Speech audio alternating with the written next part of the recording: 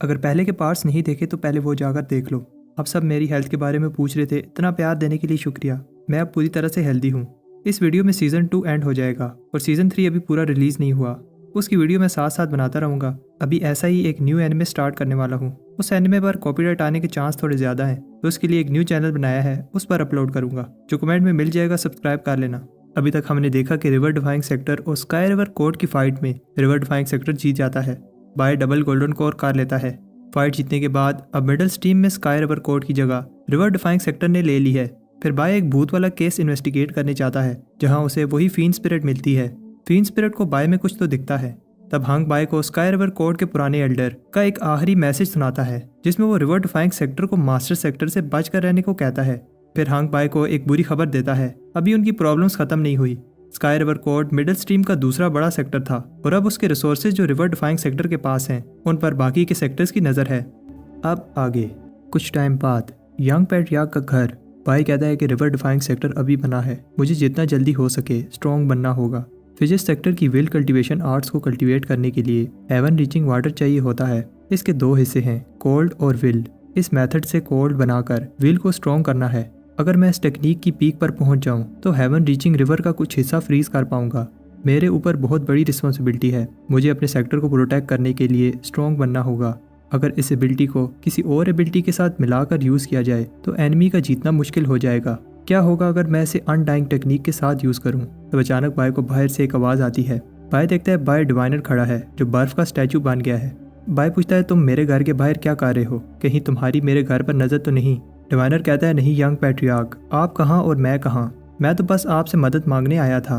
आप मुझे कोई ऐसी टेक्निक बताएं जिससे मेरी डिटेक्शन स्किल्स इंप्रूव हो पाएं।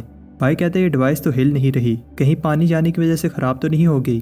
तब अचानक डिवाइस में कुछ होने लगता है। बाय पूछता है, क्या हो रहा है? डिवाइनर बताता है, इतनी स्ट्रॉन्ग किलिंग इंटेंट, कोई बहुत बड़ी प्रॉब्लम होने वाली है। सेक्टर लीडर यंग ऑर्डर देता है, सारे डिसाइपल्स अपनी पोजीशन लो, तीनों सेक्टर्स मिलकर अटैक करने वाले हैं। पैट्रियार्क हंग कहता है, शांत हो जाओ, मिडिल स्ट्रीम सेक्टर इतना बेवकूफ़ नहीं है, पहले सिचुएशन को देखने दो, वो लोग क्या चाहते हैं। तब कुछ कल्टिवेटर्स आते हैं। Pinnacle river foundation cultivator Dikong, star river golden core Chen Yu Shan. River defying disciples कहते हैं, ये सब पीक फाउंडेशन और गोल्डन कोर कल्टिवेटर्स हैं। डीगोंग कहता है, क्या हुआ, डर गए? पैट्रियार्क को समझ आ जाती है ये लोग अच्छे इरादे से नहीं आए। तब पिनिकल कोर्ट ग्रैंड एल्डर और स्टार रिवर ग्रैंड एल्डर सामने आते हैं और ये दोनों ही late nascent soul stage cultivator हैं। और फिर डाओ रिवर कोर्ट का एल्डर, जो पीक नेसेंट स्टेज पर है, सामने आता है। रिवर डिफाइंग पैट्रियार्क कहता है, ये कैसी इंसल्ट है? तुम तीनों सेक्टर ऐसे कैसे हमारे सेक्टर में घुस सकते हो? हम इसे इन्वेजन समझकर तुम लोगों पर अटैक कर सकते थे।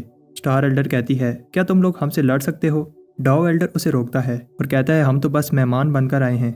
ब्लड पैट्रियार्क कहता है, तुम्हारी बातों से लग तो नहीं रहा। डाओ पैट्रियार्क कहता है, हाल में बैठकर बात करते हैं। ब्लड पैट्रियार्क ऑर्डर देता है, हाल को गार्ड करो। हाल में रिवर डिफाइंग पैट्रियार्क्स कहते हैं, तुम लोग हमारे सेक्टर को एक चांस देने आए हो। स्टार एल्डर कहती है, क्या ये अच्छा नहीं है? तुम लोग अभी ही मिडिल स्ट्रीम में आए हो और हम लोग तुम्हारे साथ मिडिल स्ट्रीम के रिसोर्सेज शेयर करना चाहते हैं। डाओ एल्डर कहता है, तुम लोग डाउन स्ट्रीम से आए हो, इसलिए हो सकता है तुम लोगों को सीक्रेट रैल्म का पता ना हो। सीक्रेट रैल्म हर 60 साल बाद खोली जाती है, यहाँ बहुत सारे ट्रेयर्स और हाई ग्रेड स्पिरिचुअल हर्ब्स मिल सकती हैं, और सबसे इंपॉर्टेंट लेगेसी सील्स जो मास्टर सेक्टर ने छोड़ी हैं। जिस सेक्टर के पास ज़्यादा सील्स होंगी उसका रैंक मिडिल स्ट्रीम में सबसे ज़्यादा होगा और रिसोर्सेज भी उसे सबसे ज़्यादा मिलेंगे। रिवर पैट्रियार्क कहता है, लेकिन कुछ ही साल पहले सीक्रेट रैल्म को खोला गया था और रूल्स के हिसाब से स्काई रिवर के सारे रिसोर्सेज पर हमारा हक है। स्टार एल्डर कहती है, तुम लोग अपनी सारी पावर से स्काई रिवर, जो कि 30% पावर पर था, उसे मुश्किल से हरा पाए और कहते हो कि सारे रिसोर्सेज पर तुम्हारा हक है। हाल के बाहर गार्ड्स को कुछ कल्टिवेटर्स हटाकर कहते हैं, हम लोग हाल को गार्ड करेंगे। अगर हाल के गार्ड्स इतने वीक हैं तो बाकी के कल्टिवेटर्स का क्या हाल होगा? सोंग को गुस्सा आता है और उन्हें फाइट के लिए चैलेंज करता है। सोंग कहता है कि मैं भी फाउंडेशन एस्टेब्लिशमेंट पर हूँ, हिम्मत है तो मुझसे आकर लड़ो। मानो सोंग को समझाती है, ये जानबूझकर तुम्हें उकसा रहे हैं। एनिमीज कहते हैं कि तुम लोगों को बस बड़ी बड़ी बातें करने आती हैं। सोंग को बहुत गुस्सा आता है और उन पर अटैक कर देता है। सोंग और डिकोंग एक जैसे पावरफुल लग रहे होते हैं और दोनों ही एक दूसरे के अटैक्स ब्लॉक कर लेते हैं। सोंग अपनी पूरी ट्राई करता है, लेकिन वो कल्टिवेटर उसे इंजर कर देता है। डिगोंग सोंग से कहता है, क्या रिवर डिफाइंग के सारे चोजन इतने वीक हैं? अगला कौन है, जल्दी आओ। मानो कहती है कि मैं लड़ूंगी। सोंग कहता है, संभल कर। उधर हाल में पिनिकल एल्डर कहता है, तुम्हारे सेक्टर के पास सेलेस्टियल लेवल कल्टिवेटर भी नहीं है। तुम्हें पता है कि सेलेस्टियल और नेसेंट सोल में कितना फर्क है। मिडिल स्ट्रीम का ये रूल है, पावरफुल का रिसोर्सेज पर ज्यादा हक है। हंग कहता है अगर हम ना कर दें। फिर दोनों पैट्रियार्क्स अपनी स्पिरिचुअल एनर्जी से फाइट करते हैं, जो हंग जीत जाता है। डाओ एल्डर कहता है कि तुम लोगों के पास कोई चॉइस नहीं है। बायर इससे पहले एनिमी मानो पर अटैक करता, बाय आकर उसे दूर फेंक देता है। डिगोंग कहता है कि golden core foundation establishment cultivator पर अटैक कर रहा है, तुम्हें शर्म नहीं आती। बाय कहता है तुम लोग इस तरह हमारे घर में घुसोगे तो क्या हम लोग चुप रहेंगे। चेन यूशैन कहता है हम दोनों ही गोल्डन कोर हैं, मेरे साथ लड़ो। बाय कहता है कि अब तुम कौन हो, मैं किसी ऐसे वैसे से नहीं लड़ता। चेन यूशैन के साथी कहते हैं हमें इस यंग पैट्रियार्क की कल्टीवेशन को डिस्ट्रॉय कर देना चाहिए। बाय उन तीनों पर पिल्स फेंकता है। चेन यूशैन कहता है कि तुम पैट्रियार्क होते हुए भी ऐसी घटिया हरकत कैसे कर सकते हो। बाय कहता है तुम्हें मैं पागल लग रहा हूँ जो 3 गोल्डन कोर कल्टीवेटर से लड़ूंगा। सब पागल होने लगते हैं। चेन यूशैन भी एलिक्सर में सांस ले लेता है, लेकिन कहता है कि इस तरह की चीज़ें मेरे पर काम नहीं करेंगी। लेकिन फिर वो भी रोने लगता है और कहता है कि फादर आप मुझे छोड़कर क्यों चले गए। बाय कहता है जब मुझे गुस्सा आता है तो मुझे खुद से भी डर लगने लगता है। मानो कहती है ये फिर से शुरू हो गया। तब डाओ एल्डर आकर पिल के इफेक्ट को हटाता है और अनाउंस करता है 1 महीने बाद तीनों सेक्टर्स लेगेसी लैंड में रिवर डिफाइंग सेक्टर को वेलकम करेंगे। हाल में पैट्रियार्क्स बात कर रहे होते हैं। सोचा नहीं था कि लेगेसी लैंड में सिर्फ वही गोल्डन कोर कल्टीवेटर जा पाएगा जिसने 60 ईयर्स में गोल्डन कोर किया होगा। मिडल स्ट्रीम में ये आसान होगा, लेकिन डाउन स्ट्रीम में ये करना मुश्किल है। हमारे सेक्टर में सिर्फ बाई ही है जिसने 60 ईयर में गोल्डन कोर किया है। बाय कहता है ये ट्रैप है, अगर मैं हार गया तो सारे रिसोर्सेज चले जाएंगे। हंग कहता है तुम्हें क्या लगता है हमारे पास कोई चॉइस है। बाय कहता है कि मैंने उन गोल्डन कोर कल्टीवेटर्स की इंसल्ट की थी, वो मुझे नहीं छोड़ेंगे। बाय कहता है मैं एक सच बताना चाहता हूँ, जब मास्टर ली ने मुझे सेक्टर में लाया था तब मैंने अपनी एज छुपाई थी। मैं उस समय 40 साल का था। अगर मास्टर सेक्टर को ये बात पता चली तो वो हमें पनिश करेंगे, मुझे माफ़ कर दें। पैट्रियार्क्स कहते हैं कि अगर तुम ना गए तो सेक्टर को रिसोर्सेज नहीं मिलेंगे। तब यंग कहता है कि मेरी आपसे एक रिक्वेस्ट है, बाय को ये रिस्की काम ना करने दें। बाय तुम जाओ, मैं पैट्रियार्क्स को समझाता हूँ। यंग पैट्रियार्क्स को बताता है अगर एक बार हम पीछे हट भी जाते हैं तो हमारा लॉस होगा, लेकिन बाय हमारे लिए ज़्यादा इंपॉर्टेंट है। बाय सेक्टर का फ्यूचर है और हम सेक्टर के फ्यूचर को खतरे में नहीं डाल सकते। जब तक हम साथ हैं हम मिलकर इस प्रॉब्लम का सामना करेंगे। हंग कहता है ठीक है, अगर बाय नहीं जाना चाहता और सेक्टर को आगे बढ़ते हुए नहीं देखना चाहता। बाय कहते हैं अच्छा ठीक है, मैं जाऊँगा। सारे पैट्रियार्क्स कहते हैं ठीक है, हम अभी इस चीज़ को अनाउंस करते हैं। जब सबको ये न्यूज़ मिलती है तो सारे सेक्टर्स बाय को रिसोर्सेज ऑफर करते हैं। प्रोफाउंड सेक्टर 10,000 हाई ग्रेड टेलिस्मैन और 1,000 हेवनली जेड और पिल स्ट्रीम का सबसे हाईएस्ट ग्रेड एलिक्सर देते हैं। Spirit sector wind spirit shield और top end defensive artifacts. Blood stream 10,000 blood crystals और 1,000 की क्रिस्टल्स ऑफर करती है। जून बाय के घर के बाहर खड़ी सोच रही होती है, मैं होप करती हूँ कि तुम जीत कर लौटो। रात को बाय अपने घर में सोच रहा होता है, आने वाले ट्रायल में मुझे तीनों सेक्टर के कल्टीवेटर का सामना करना होगा। इतने कम समय में स्ट्रॉन्ग बनने के लिए मुझे इनहेरिटेंस की हेल्प लेनी होगी जो मुझे ब्लड मास्टर ट्रायल में मिली थी। अनडाइंग पावर का तीसरा वॉल्यूम अनडाइंग टेंडेंट। इस मेथड से अगर मैं अपनी बॉडी के किसी पार्ट के टेंडेंट को कंडेंस कर लूँ तो मेरी स्ट्रेंथ कई गुना ज़्यादा इंक्रीज हो जाएगी। उधर स्पिरिट फॉरेस्ट में जैंग कह रहा होता है अगर मैं अपनी अल्केमी का लेवल इंक्रीज कर लूँ तो बाय के जाने से पहले उसे एक स्पिरिट डिफाइंड वेपन दे पाऊंगा। तब जैंग पेड़ पर एक निशान देखता है जो किसी पावरफुल बीस्ट ने छोड़ा है और फिर थोड़ा आगे जाने पर उसे बहुत सारे स्पिरिट वुल्फ मरे हुए नजर आते हैं। ताज़ा खून देखकर जैंग समझ जाता है ये सब अभी थोड़े समय पहले ही हुआ है, किसी ने इन बीस्ट की सारी स्पिरिचुअल पावर एब्जॉर्ब कर ली है। तब जैंग को एक डरावनी आवाज़ आती है। उधर टीडान और वो बीस्ट लड़ रहे होते हैं। जैंग उसकी हेल्प करने वाला होता है, लेकिन टीडान उसे आगे बढ़ने से रोक देता है। बीस्ट साइज में टीडान से बड़ा होता है और तब टीडान एक पावरफुल फायर अटैक करता है जिससे वो बीस्ट इंजर हो जाता है। जैंग इस अटैक की पावर को देखकर समझ जाता है टीडान फॉल्स कोल रैम में पहुंच गया है। टीडान एक और पावरफुल अटैक करके बीस्ट का खेल खत्म कर देता है। उधर बाय मेडिटेशन के समय टीडान की स्पिरिचुअल वेव सेंस करता है। बाय सोचता है ये टीडान क्या कर रहा है और फिर एक लाइटनिंग टेबुलेशन को देखकर हैरान होता है। जैंग बाय को बताता है टीडान ने आसपास के सारे बीस्ट की पावर एब्जॉर्ब कर ली है और जबरदस्ती कोर फॉर्मेशन कर रहा है। रेवोल्यूशन क्लाउड्स को रिवर्स नहीं किया जा सकता, इसलिए जैंग बाय से कहता है वो सेक्ट वापस जाकर एल्डर्स की हेल्प मांगे, लेकिन बाय नहीं सुनता और टीडान को रोकने जाता है। एक फोर्स बाय को टीडान के पास जाने से रोकती है। बाय टीडान से पूछता है वो ऐसा क्यों कर रहा है। बिना प्रिपरेशन के अगर एक बीस्ट किंग कोर फॉर्मेशन करे तो उसकी जान भी जा सकती है। टीडान को याद आता है कैसे बाय सेक्टर को प्रोटेक्ट करने के लिए स्ट्रॉन्ग बनने की कोशिश करता रहा। तब एक पावरफुल लाइटनिंग टेबुलेशन टीडान पर गिरती है। ये इतना ईजी नहीं है, उसे ये दर्द सहना होगा और साथ में बहुत से बीस्ट इसे डिस्टर्ब करने आएंगे। बाय कहता है अगर तुम ऐसा ही चाहते हो तो ठीक है, हम दोनों मिलकर इसका सामना करेंगे। दूर खड़ा एक आदमी कहता है मुझे स्टार कल्टीवेटर को थैंक्स कहना चाहिए, अगर वो ना बताते तो हम इतना बड़ा ट्रेजर मिस कर देते। यंग ऑर्डर करता है स्काई रिवर के बीस्ट किंग को प्रोटेक्ट करो। उधर टिडान पर एक के बाद एक लाइटनिंग ट्रेबुलेशंस गिरती हैं। भाई टिडान से कहता है हिम्मत रखो, इसके बाद एक और आखिरी ट्रेबुलेशन गिरेगी। तब अचानक एक कज़ाई बीस्ट जो नेसेंट सोल स्टेज पर है टिडान की तरफ बढ़ता है। भाई अपनी डीमन बॉडी से इसे पांच मारता है और फिर अपना न्यू वेपन बाहर निकालता है। इस वेपन की हेल्प से बाय बीस्ट को इंजर करता है, लेकिन जब बीस्ट अटैक करता है तो बाय बड़ी मुश्किल से इसका अटैक ब्लॉक करता है। टिडान भी ये सब देख रहा होता है और तब उस पर एक आखिरी लाइटनिंग ट्रेबुलेशन गिरती है। टिडान एक स्पेस में होता है जिसे काले बादलों ने घेर रखा है और तब बाय उसे आवाज़ देता है, टिडान तुम ये कर सकते हो, मैं तुम्हारे साथ हूँ। तुम्हें याद है मैंने तुमसे वादा किया था हम दोनों मिलकर पूरी दुनिया घूमेंगे। टिडान को बाय के साथ बिताई मेमोरीज याद आती हैं और फिर वो अपनी आंखें खोलता है। तब पैट्रियार्क टीमू आकर उस बीस्ट पर अटैक करके उसे दूर फेंक देते हैं। तब सारे डिसेबल्स टिडान को प्रोटेक्ट करने आते हैं। बाय कहता है एक बार पर्पल कोर बन जाए तो फिर टिडान को बस इसे एब्जॉर्ब करना है। तब अचानक एक चीज़ टिडान की तरफ बढ़ती है। ये वही आदमी है जो दूर से खड़ा टिडान को देख रहा था। बाय के हाथ से कोर छूट जाता है। ये कल्टीवेटर नेसेंट सोल स्टेज पर है। इससे पहले वो कोर को पकड़ता हंग आकर उसे रोकता है। हंग को गुस्सा आता है कि इसने बाय को इंजर किया और टिडान की कोर फॉर्मेशन को रोका। एनवी कहता है कि वो एक डाउन स्ट्रीम सेक्टर से नहीं डरता और अपनी पावर से कोर को लेने लगता है। बाय कहता है कि मेरे बेटे का कोर चोरी करने का सोचना भी मत। बाय की स्पीड देखकर एनवी भी हैरान हो जाता है। एनवी कहता है कि मैं इस इंसल्ट का बदला लूंगा। बाय अपनी जान पर खेलकर कोर को प्रोटेक्ट कर लेता है और फिर वो कोर टिडान को दे देता है। टिडान की बॉडी ग्लो करने लगती है। सब खुश होते हैं और सारे बीस्ट अपने बीस्ट किंग के सामने सर झुका लेते हैं। कुछ समय बाद आज वो दिन है जिस दिन बाय ने सीक्रेट रैल में जाना है। सब चिल्ला रहे होते हैं, यंग पैट्रियार्क आप जीत जाएंगे, यंग पैट्रियार्क को कोई नहीं हरा सकता। तब हंग आकर बाय से पूछता है क्या तुम रेडी हो। बाय कहता है कि मैं सेक्टर को प्रोटेक्ट करने के लिए हर समय रेडी हूँ। हंग कहता है तो फिर ठीक है। दूर से मंकी बाय को देखकर कहता है अब एक बार फिर सेक्टर का फ्यूचर तुम्हारे हाथ में है। हंग बाय को बताता है इस ट्रायल में तुम्हारी परफॉर्मेंस डिसाइड करेगी हमारे सेक्टर को कितनी रिसोर्सेज मिलेंगे और सबसे इंपॉर्टेंट मास्टर सेक्टर की छोड़ी हुई लेगेसी सील्स हैं जिन्हें लेने के लिए सारे सेक्टर्स अपनी पूरी कोशिश करेंगे। उधर लेगेसी सीक्रेट रैल में स्टार सेक्ट एल्डर अपने डिसाइपल से कहती है अंदर जाने के बाद किसी पर भी रहम मत करना। स्काई रिवर ने कई सालों से हमारे ऊपर राज किया, अब हमें पिनिकल सेक्टर के साथ सेकंड मोस्ट पावरफुल सेक्टर बनने के लिए कम्पीट करना होगा। तब रिवर डिफाइंग सेक्टर के आने की अनाउंसमेंट की जाती है और सब सिर्फ एक गोल्डन कोर को देखकर हंसने लगते हैं। दूसरे डिसाइबल्स कहते हैं तुम लोग मिडिल स्ट्रीम के सेक्टर होते हुए एक ही डिसाइबल भेज रहे हो। अगर तुम्हारे सेक्टर के पास एक ही गोल्डन कोर डिसाइबल है तो यहाँ आकर अपनी इंसल्ट क्यों करवा रहे हो। एक डिसाइबल कहता है कि बाय अपने साथ ये कुत्ता भी लेकर आया है। बाय को समझ आ जाती है ये ऐसा उसे गुस्सा दिलाने के लिए कह रहा है।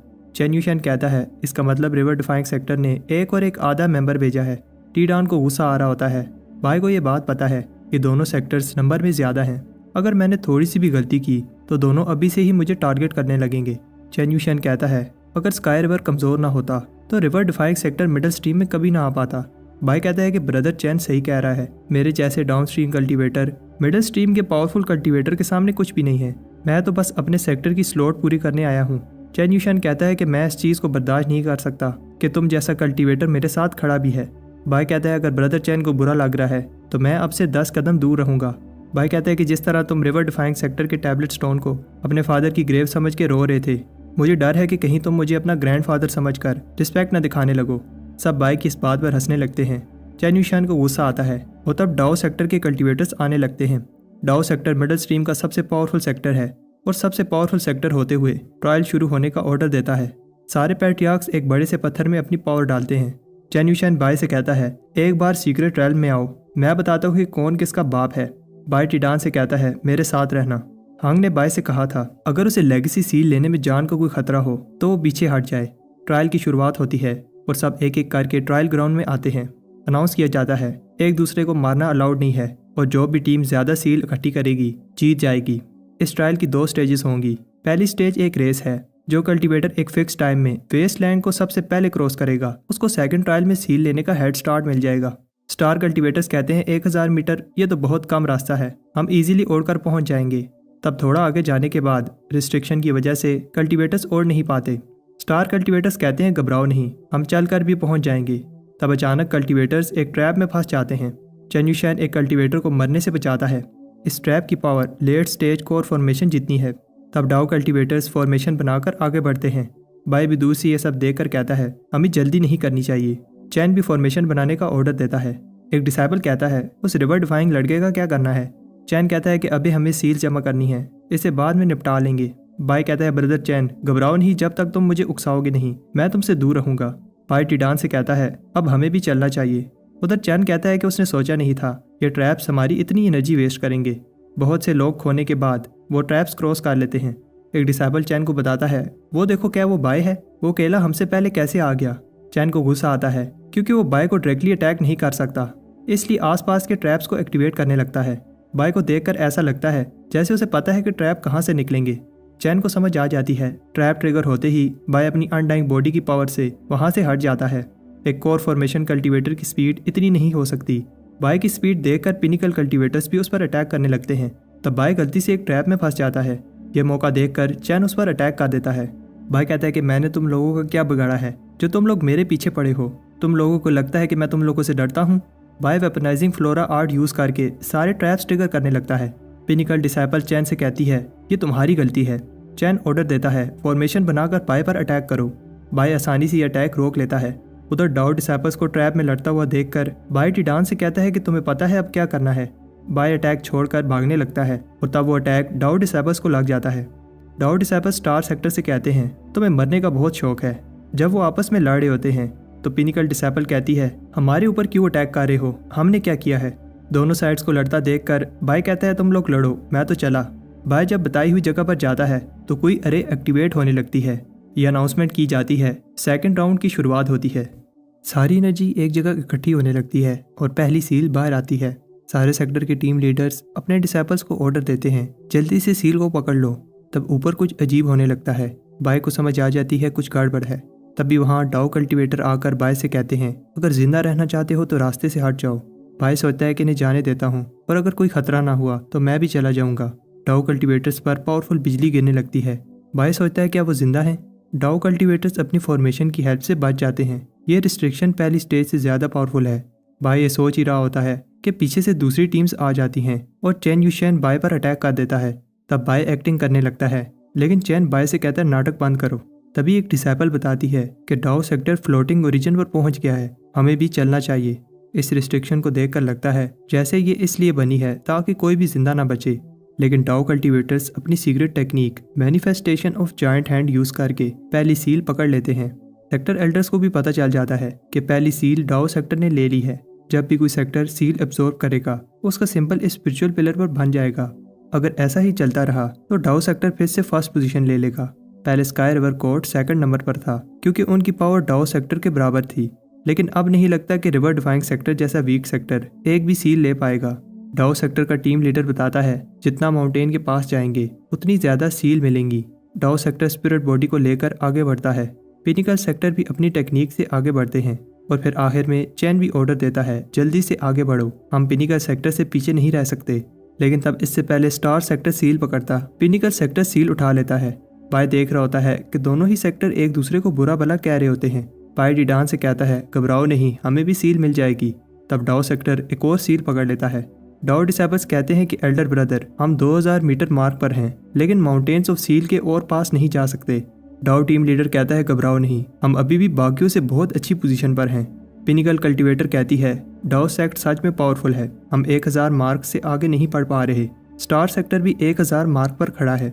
बाय कहता है कि सीक्रेट वेपन रेडी है लेकिन हमें सही समय का वेट करना होगा।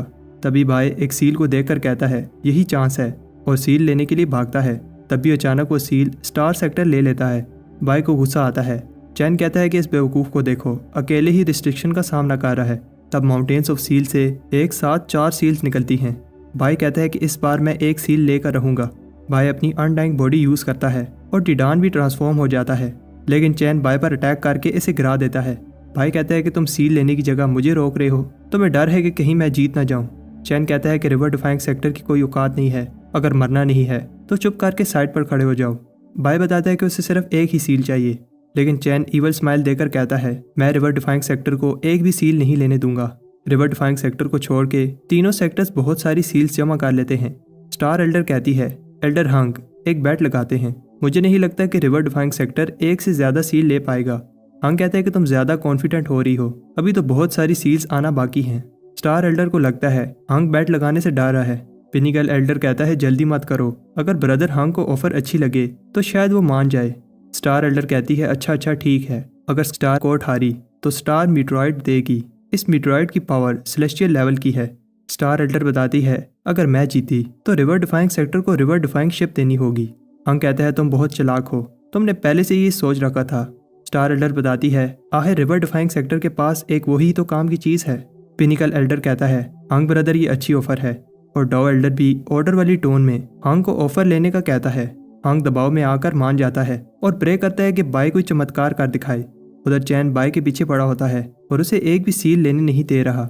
बाय कहता है अगर ऐसी बात है तो हमें भी सील लेने के लिए फाइट करनी होगी, हम ज़्यादा देर तक रिस्ट्रिक्शन का सामना नहीं कर पाएंगे। टिडान मैं सील उठाऊंगा, तुम मुझे पीछे से प्रोटेक्ट करना। तब और 4 सील सामने आती हैं। चैन बाय को रोकने की कोशिश करता है, लेकिन बाय अपनी अनडाइंग टेंडेंट पावर से आगे निकल जाता है। चैन हैरान होता है कि ये कैसी बॉडी रिफाइनिंग टेक्निक है। बाय इतनी तेजी से उसके सेक्टर से आगे निकल गया। पावरफुल रिस्ट्रिक्शन को देखकर पिनिकल एल्डर कहती है लगता है बाय को मरने का शौक है। बाय सील को पकड़ने ही वाला होता है, लेकिन स्काई सेक्टर की स्पिरिट बॉडी बीच में आ जाती है। बाय टिडान से कहता है कि जल्दी करो, सील को पकड़ो।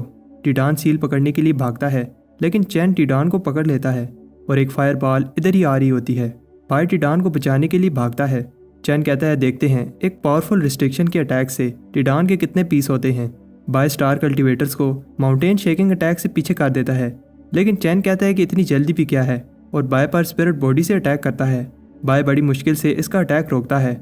चैन कहता है कि कोई फायदा नहीं है, इस स्पिरिट बॉडी में कई गोल्डन कोर कल्टिवेटर्स की पावर है। बाय कहता है कि कोई भी मेरे टिडान को हर्ट नहीं कर सकता, और अपनी डीमन बॉडी के साथ साथ अपनी अनडाइंग पावर यूज करके टिडान के सामने आ जाता है। बाय को फायर बॉल लग जाती है, लेकिन तब चैन हैरान होता है जब बाय को कुछ नहीं होता। बाय कहता है कि मैं सिर्फ एक सील लेना चाहता था, लेकिन तुमने टिडान की जान खतरे में डाली। अब मैं देखता हूँ कि स्टार रिवर कैसे एक भी सील लेता है। जैसे ही कुछ और सील्स बाहर आती हैं, बाय रिस्ट्रिक्शन के बीच में से आगे बढ़ने लगता है। बाय अपने बर्तन से रिस्ट्रिक्शंस रोक रहा होता है। चैन को लगता है कि बाय बस बड़ी बड़ी बातें कर रहा था, लेकिन फिर चैन हैरान होता है जब बाय एक के बाद एक रिस्ट्रिक्शन अपने बर्तन से रोक रहा होता है। चैन को अपनी आंखों पर विश्वास नहीं होता, और तब बाय पहली सील पकड़ लेता है। दूसरे सेक्टर एल्डर्स भी हैरान हो जाते हैं। स्टार एल्डर कहती है एक सील कोई बड़ी बात नहीं है, लेकिन तब एक और सील को देखकर वो शॉक हो जाती है। इतना ही नहीं, 2, 5, 10 और बहुत सारी सील्स दिखने लगती हैं। हंग कहता है कि अंदर हमारा एक ही कल्टीवेटर है जो 1000 कल्टीवेटर्स पर भारी है। अंदर चैन को गुस्सा आता है क्योंकि बाय उनके हाथ से सील ले रहा है। चैन कहता है कि ये बहुत घटिया हरकत है। बाय कहता है कि ये कौन कह रहा है, तुम करो तो ठीक, मैं करूँ तो गलत। बाय ने 20 सील्स जमा कर ली हैं।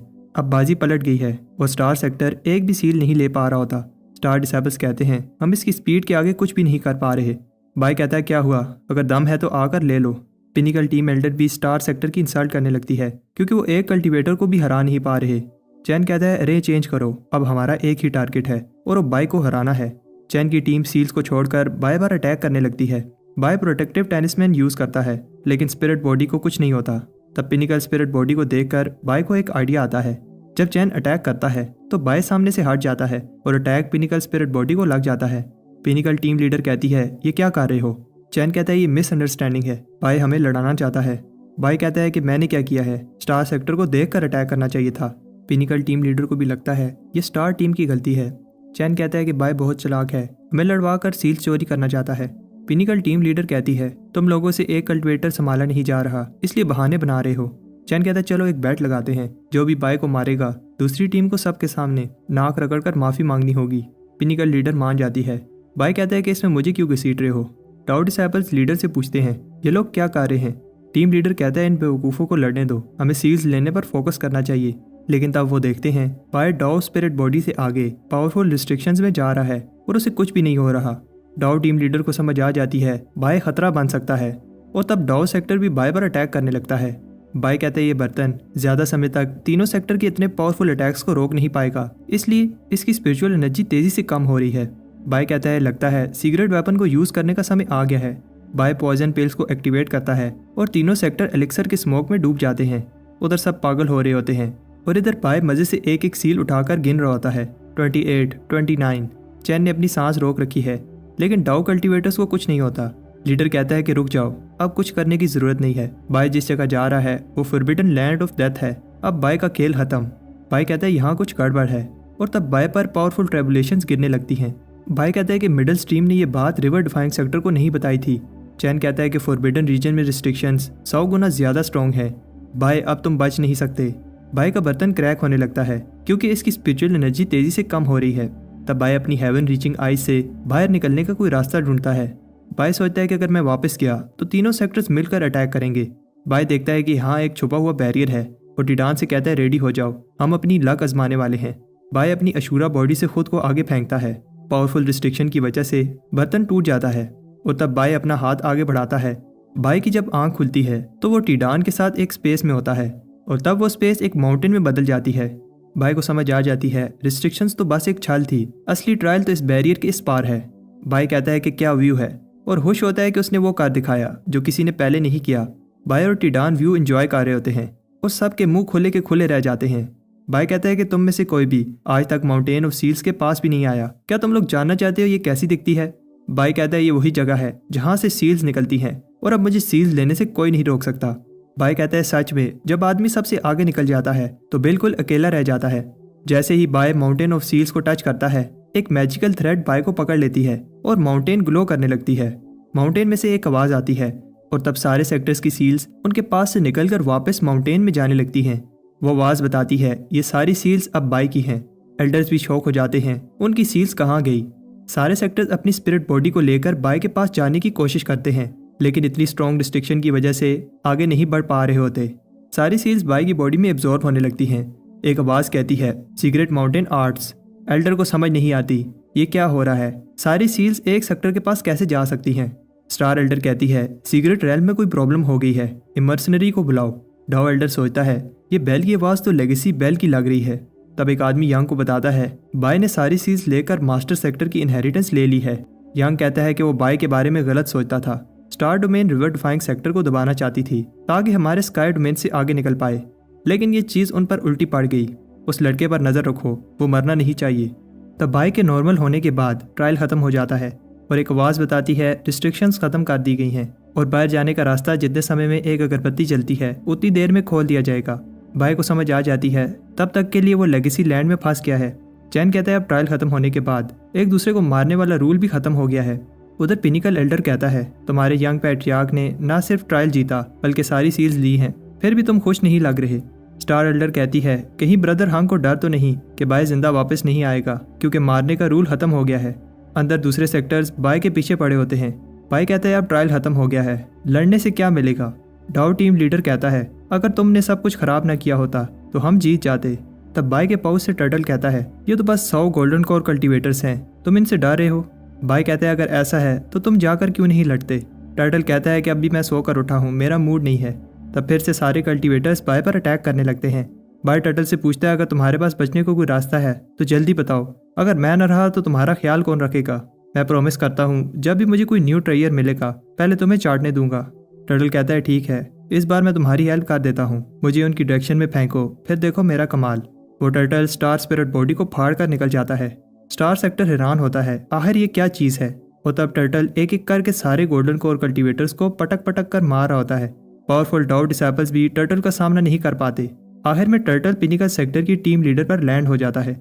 बाय कहता है तुम्हारे नाक से क्यों खून आ रहा है? टर्टल बताता है कि मैंने अपनी बहुत सारी ट्रू एनर्जी यूज कर ली है। सारे कल्टीवेटर्स गुस्से में कहते हैं बाय हम तुम्हें जिंदा नहीं छोड़ेंगे। टर्टल कहता है बीड़ू अब आगे तुम संभाल लो, मैं सोने चला। और तभी बाहर जाने का रास्ता भी खुल जाता है। सारे सेक्ट के टीम लीडर्स कहते हैं जल्दी जाओ, बाय बचकर निकल ना पाए।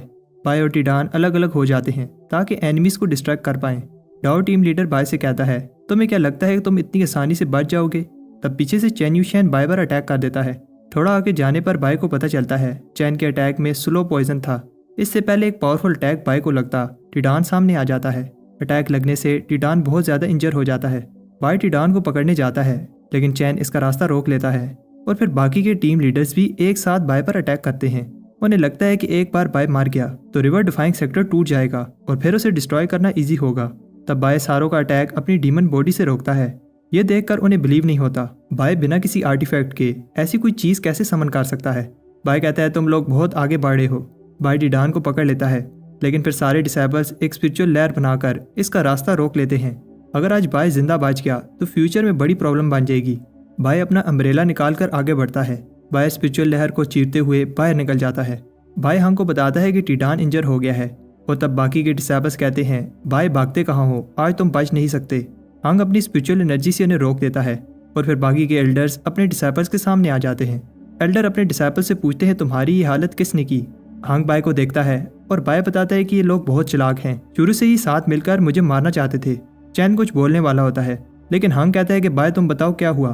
बाय कहता है कि मैं रूल्स को फॉलो कर रहा था लेकिन इन्होंने अचानक मेरे ऊपर अटैक कर दिया। मैंने पलटकर वार तक नहीं किया और इसीलिए मैं इंजर हो गया।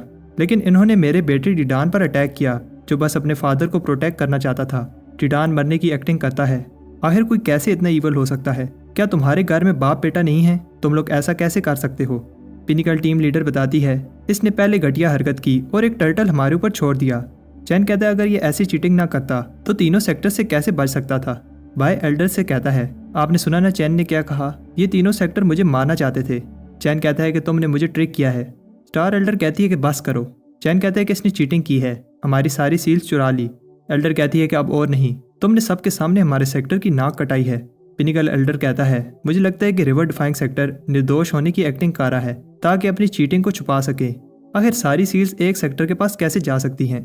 तब एक आवाज़ बताती है इस बात का डिसीजन लेना तुम लोगों के हाथ में नहीं है। तब मास्टर सेक्टर के स्काई डोमेन मिशनरी को रिस्पेक्ट दिखाते हैं।